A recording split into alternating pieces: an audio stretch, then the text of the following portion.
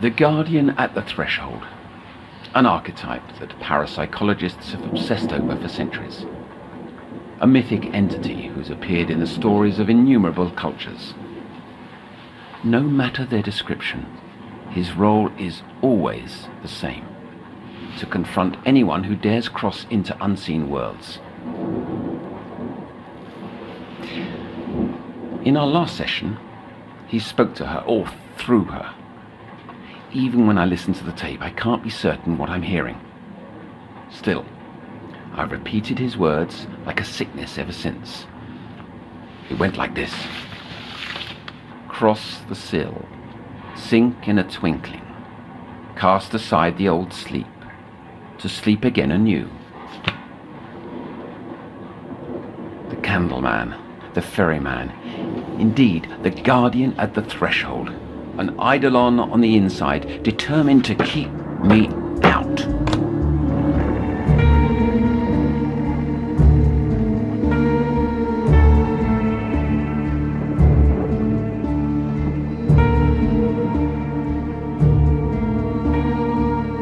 You're listening to The Sounds of Nightmares, an audio fiction series from the world of Little Nightmares.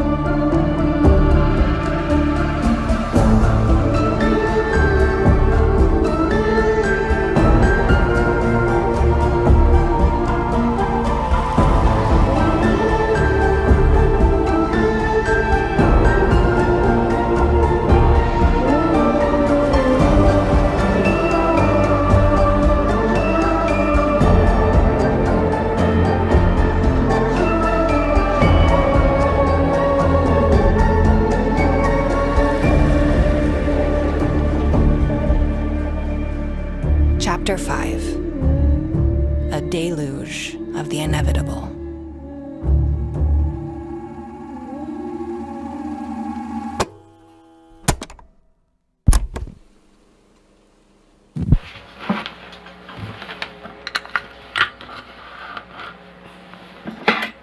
Noon was right after all. I noticed something off while reviewing the EEG and reluctantly sent her up to radiology. At first, I doubted the validity of the results, but the technician assured, curtly, that Noon's scan undeniably shows a pea-sized tumour on the right-sided amygdala. They maintain it's benign, despite the unusual ocular appearance.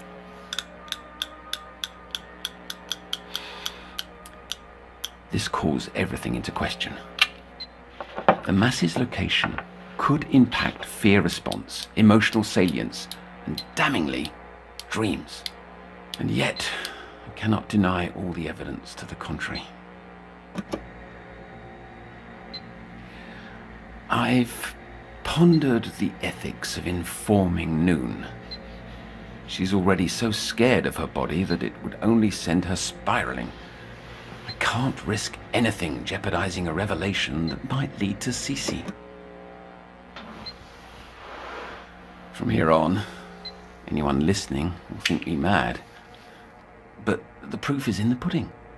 Noon's vanishings, her transpersonal states, they're undeniable evidence of a realm beyond our senses. It's always been on the periphery, but now I know it's accessible. And she possesses the means to enter that domain.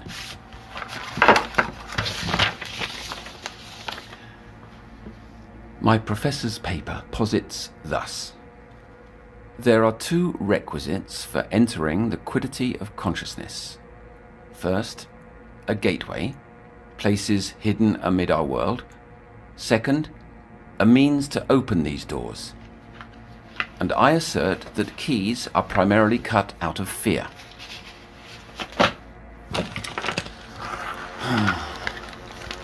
Either I lack his erudition or his mania. My only hope lies in completing my labors. I've not slept in weeks. And if I cannot dream as she does, I'll never know how to enter this nowhere.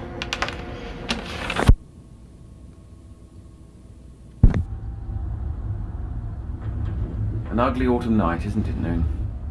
Swirling mist, they called it on the broadcast. A weather phenomenon unique to the counties. The downpour's not far off. But a gift may brighten the mood. Here. Oh. It's nearly the same. Red too. A chrysanthemum, like your parents left you all those weeks ago. An apology, a reminder that I remain as committed to you as I did then. Pretty. It's a perennial, so it'll blossom year after year, just like you.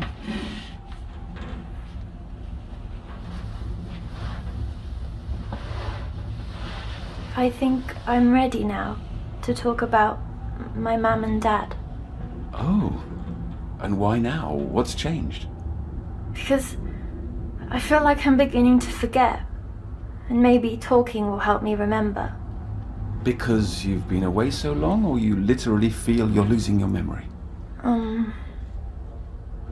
More like I'm losing a part of me. I can't tell, am I the girl here or the one there? They're one and the same. Given all you've told me, they must be. It's not you that's different, but the physical space around that. I said I want to talk about my mum and dad. When most kids have nightmares or whatever these are, they go to their parents to feel better. Here, I relive them again and again. And it's all you want to talk about because you think you can find Cece through me. Noon. The only way to find answers is to discover where you go when you sleep. Talking about your parents would be wasting the hours. Aren't these sessions supposed to be about me? Always. But I've no say, no control over how I feel or what I do. I don't even belong to myself. I'll do as you ask, but promise me.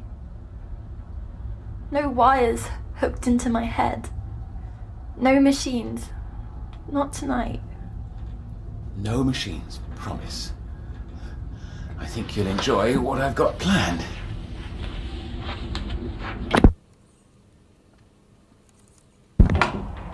This bed was for shift work. Now I sleep here more days than not. Oh, pretty.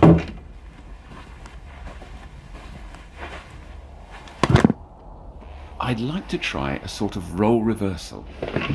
I'll lie here, blindfolded, depriving my senses, to enter a self-induced hypnagogia, so I can focus on your words.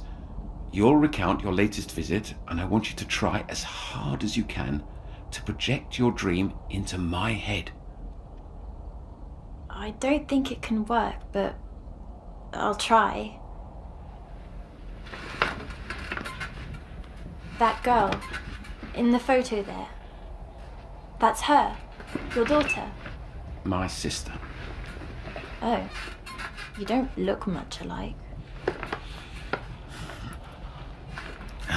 I'm settled. Blindfold on. Carry me away with you, Noon. I couldn't see anything. Slow down. This is vital. Speak as if you're trying to pull me in. I floated through a darkness with nothing at my feet. Then it all faded and I was somewhere new. An underground brick tunnel with a stream of thick sludge passing through a canal at its center. I can still hear it. Jangling keys. Squeaking metal. Do you hear, Otto? I can't. But keep trying.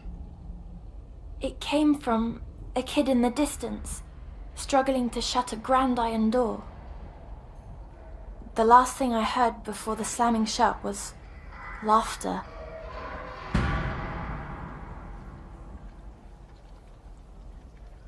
Sludge poured in from the pipes that ran along the tunnel walls. I had no choice but to follow the stream, and so I did until I reached a section I saw storm drains above. Looking up through one, I saw a boy's dirty boots and orange light shining from a lantern on his waist.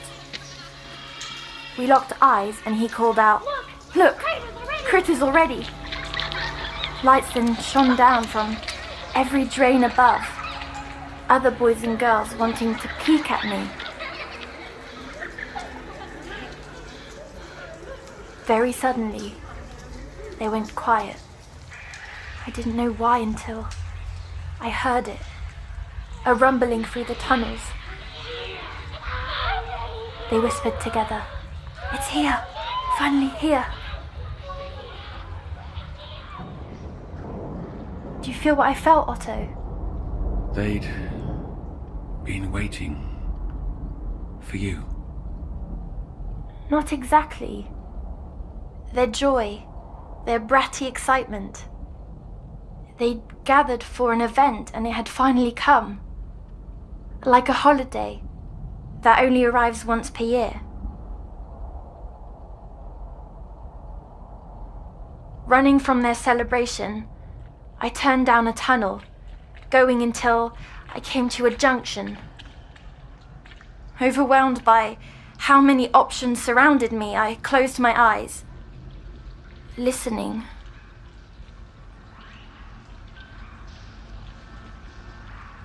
The sound came from the path to my left.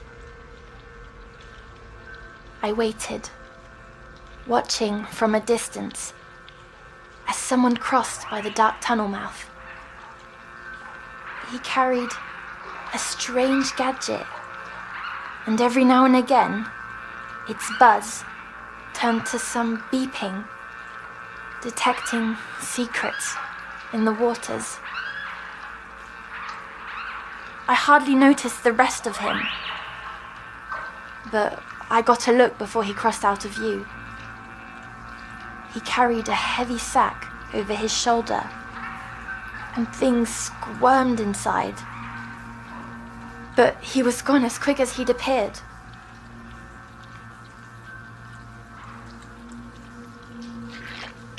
The sludge was rising quickly, up to my ankles, and the stink became so awful, Otto. Imagine it, waste filling your nose.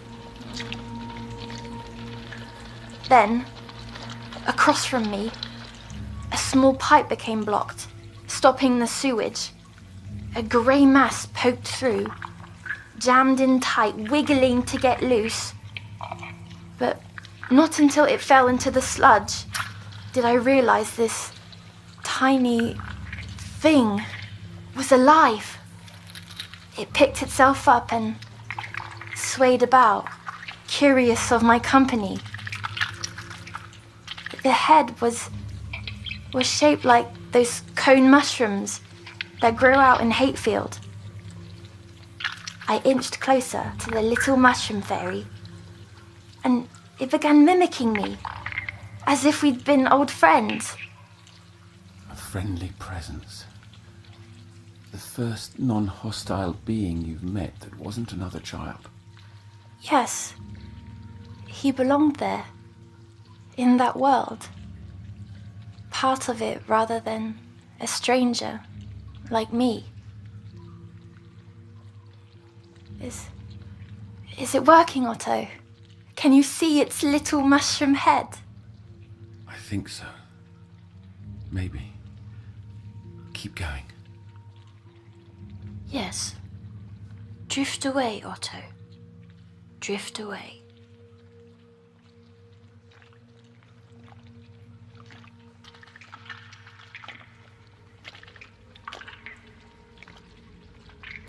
A crooked net lowered down from a drain grate above. While I ducked to cover, the mushroom fairy didn't. I tried to point upward, but it simply copied my gesture. There was a girl, giggling with ugly delight, sticking her whole arm through the grate, hoping to capture the poor thing. So I grabbed a loose brick and threw it at her. Hitting her arm, she cried out, while I picked up the mushroom fairy and ran off.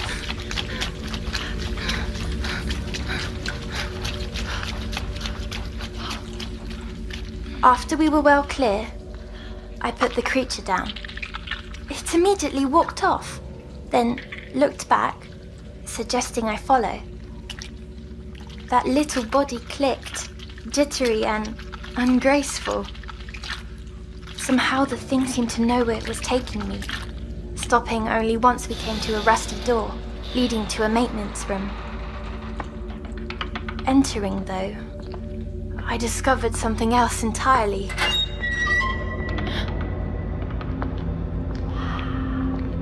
Endless piles spread about the room, some of pure junk, while others house gold jewellery. As long as it could be collected, there was a place for it here. Mesmerizing.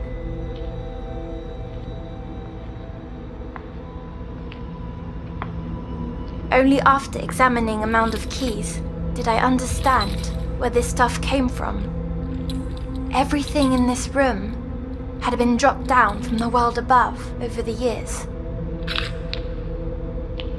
The only thing out of place was a child's propeller cap on a chair, tucked away, forgotten. I think that's what the mushroom fairy wanted me to see. As if on cue, I heard the man approaching. The little creature hid in a pile of mismatched mittens, and I jammed my way in too. I peered out as he stepped through the door and began dumping out his pockets. Coins, rings, trinkets. Next, he took off his plastic suit, covered in gunk. Beneath was a bony body, his spine bent horribly. What I thought had been a sack carried over his shoulder was the back of his head, like a balloon full of water, throbbing and swollen. But I could tell he was not always that way. He'd changed, somehow become one with the sewers. I don't understand. You believe this place transformed him? Aren't you meant to be drifting into hypergoglia or whatever? Seeing, smelling, hearing as I did? I can't seem to let go. I want to, more than anything. Try! That's what you always tell me. If I'm trying my hardest, you have to as well.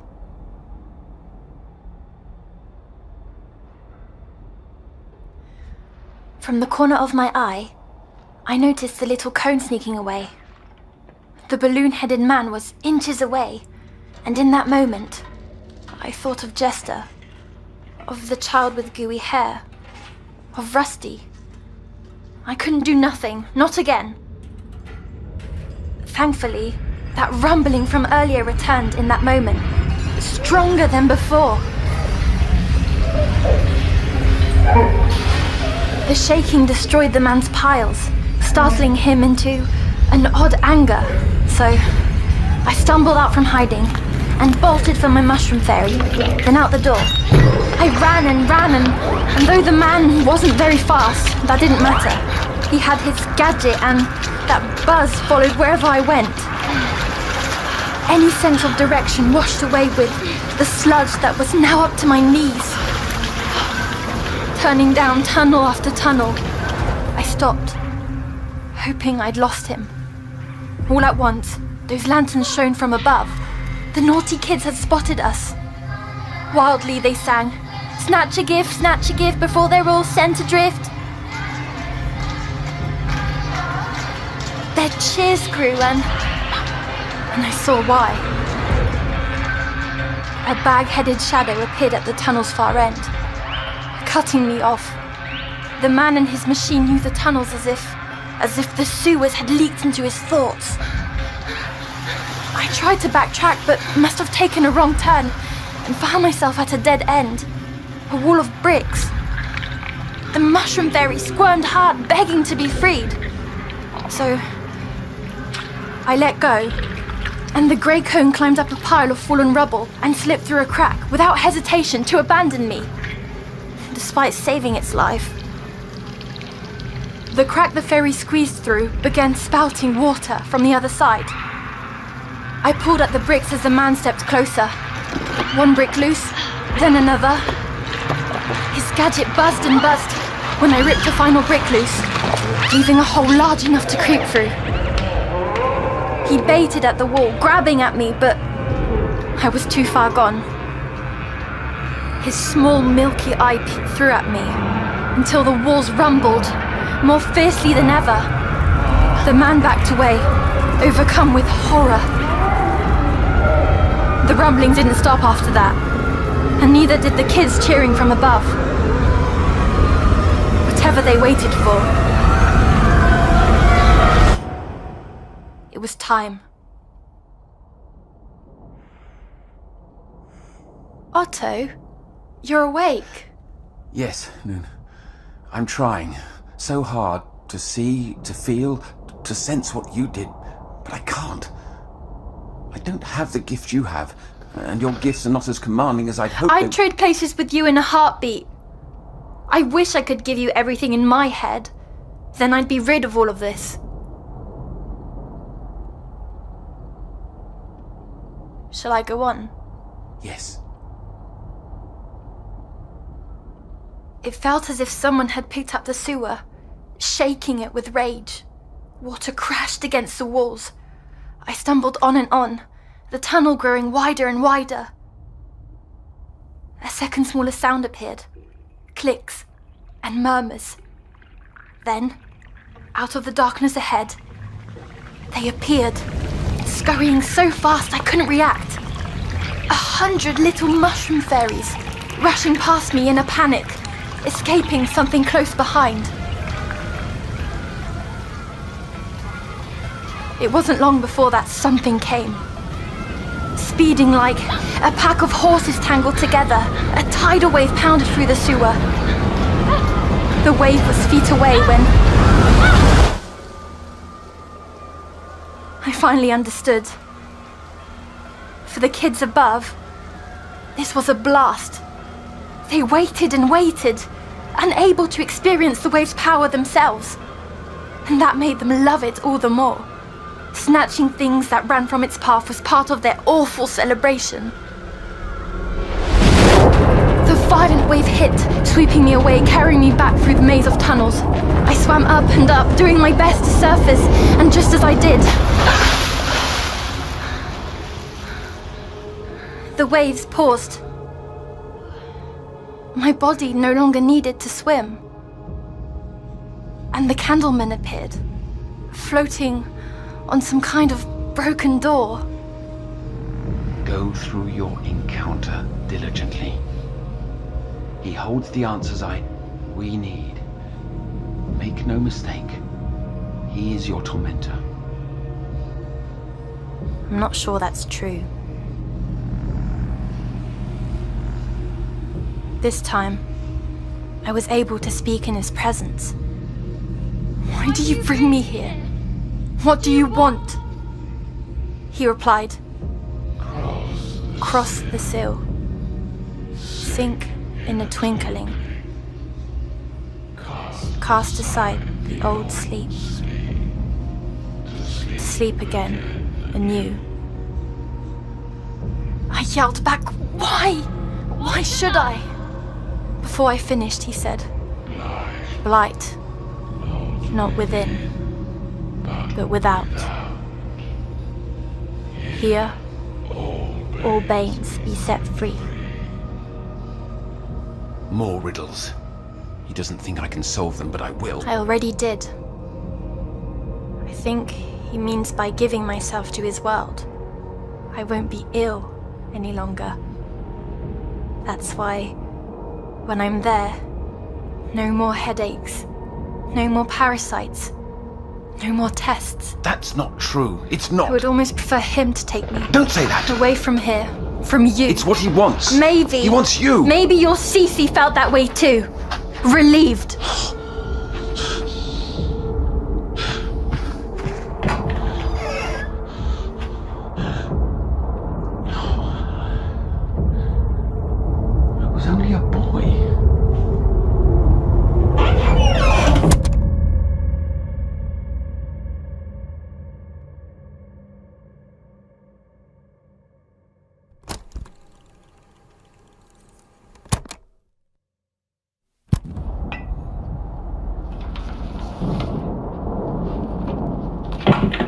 We're done tonight. Get out. To your room. Go. What's this? Nosing through my desk, were you? My name's on it. It's my scan, yes. Smart girl. What does it tell? That you've got a mass growing on your brain, a tumour. I knew it. The cure. How bad is... A mass in your brain is never good.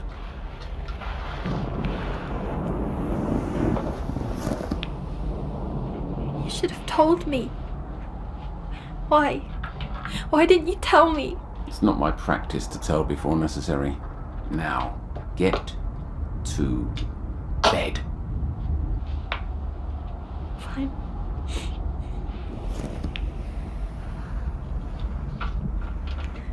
But after the candleman spoke, the wave carried me by the maintenance room again. The bag-headed man looked through a window, terrified.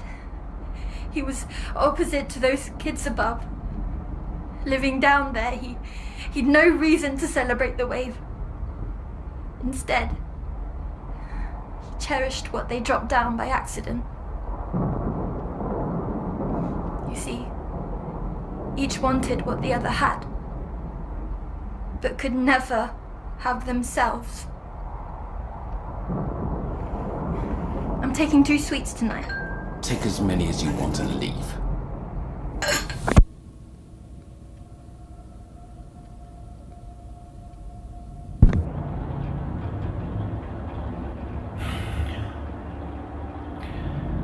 Perhaps I was cruel to tell her. But as she sleeps, I've been pondering the entry requisites specified by my professor. I believe he was only partly right. One need only look at the theatre of agony that the ferryman's created to understand fear is an essential requirement. And I know better than anyone, a little fear can compel us towards discovery. As for the gateway's location, perhaps it's not a place hidden in our world, but in our minds. Is it not possible that her tumour is somehow this unknown gateway? An organ of transcendence. The apparatus may be unfinished, but its oneography monitor is functional. If she's to cross over in a twinkling, what choice do I have? In her words, you must try.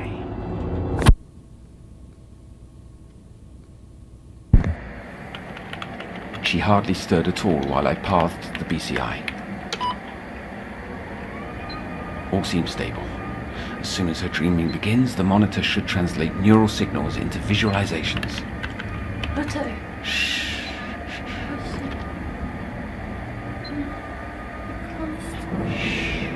Return to that sleep of yours.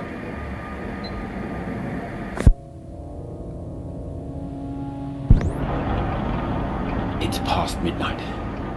She fought as long as she could, but finally succumbed. This is it. Show me, Noon. Show me the other side. Here we are. The image. A kaleidoscope of black. An unnatural abyss. Wait. A shape. It's difficult to see. Like looking through a negative mist. There. The silhouette. Ovula. Splitting across the center. It glares like the sun. Oh no!